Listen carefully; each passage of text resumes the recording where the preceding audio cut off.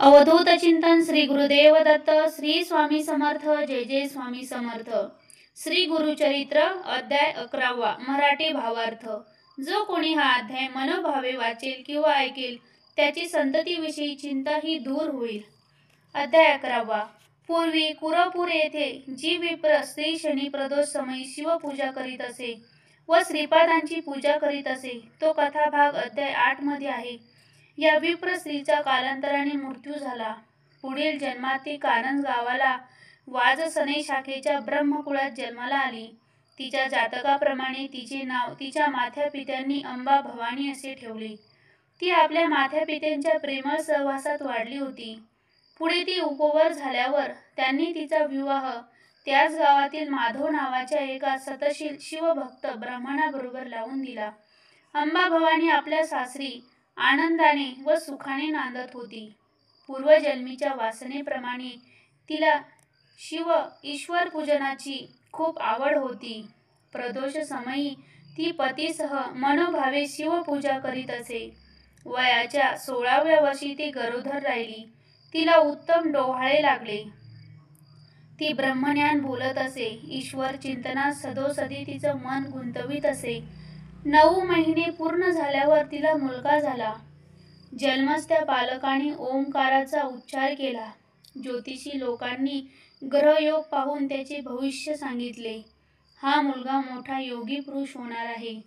त्याच्या मार्गात कोणताही अडथळा आणू नका। सर्व काही याच्या मनाप्रमाणे होऊ दे। याच्या केवळ दर्शनाने पतित लोक पावन होतील। ही वार्ता गावातील सर्व लोकांना समजली व सर्व त्याला पाहण्यासाठी येऊ लागले। मुलगा 10 दिवसाचा झाल्यावर माधवाने त्याचे नामकरण केले। त्याचे पाळण्यातले नाव शालग्रामदेव असे ठेवले व नक्षत्र नाव हे नरहरी असे ठेवण्यात आले। पती पत्नी प्रेमाने त्या मुलाचे संगोपन करीत असे। एके दिवशी अंबा भवानी आपल्या पतीला म्हणाली, माझे दूध मुलाला पुरेसे पडत नाही, तरी बालकाला दूध पाजण्यासाठी एखादी दाई पाहावी किंवा एखादी म्हैस मिळत असेल तर ती आणावी। हे ऐकताच बालकाने आईच्या स्तनाला आपल्या उजव्या हाताने स्पर्श केला। त्याचबरोबर दुधाच्या धारा वाहू लागल्या।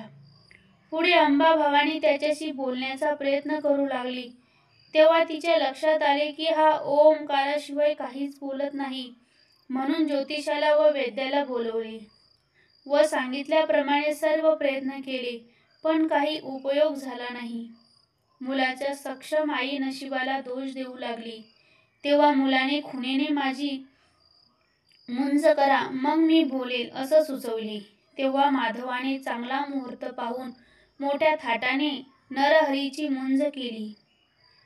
भिक्षेच्या वेळी आईने त्याला भिक्षा माग असे सांगितले। भिक्षा वाढली त्यावेळी नरहरीने 4ही वेदाचे पारंभ म्हणून दाखवले। लोकांना आश्चर्य वाटले। मुलाने ही ब्रह्मचारी राहून वेद अभ्यास कसा करणार आहे, तरी तू मला तीर्थयात्रेला जाण्याची परवानगी दे असे आईला सांगितले। हे ऐकून अंबा भवानीला खूप वाईट वाटले। आपला मुलगा मोठा झाल्यावर आपला आधार बनून आपली सेवा करील असे कोणत्याही आईला वाटणारच ना। हे तिने मुलाजवळ बोलवून दाखवले।